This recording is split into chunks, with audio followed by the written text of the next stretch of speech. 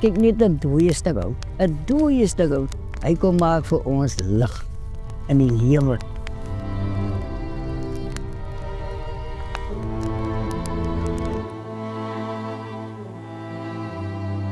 Ek kyk toe in die bos in, en iets kom by my.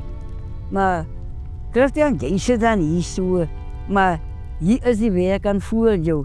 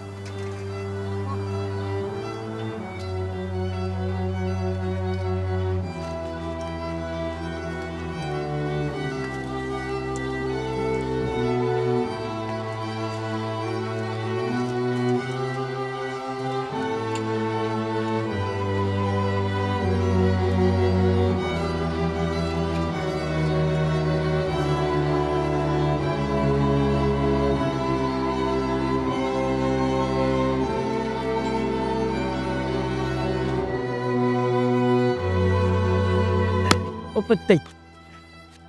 Toe kom ek 'n moeilike tyd in my lewe.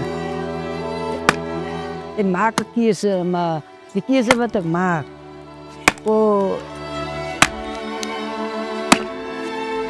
in die lewe is dit toe, daar is keuse wat vir jou reg lyk, maar dan is dit nie regte keuse wat jy maak. Ek was 'n deel van my lewe wat Afrika probeer.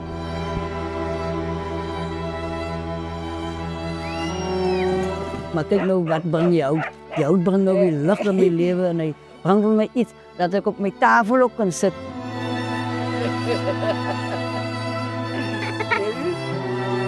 Geloof is 'n vaste vertroue.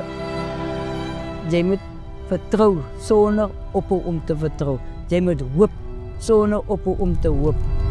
Wat die lig in die duisternis, dat hulle kan geskei word van mekaar.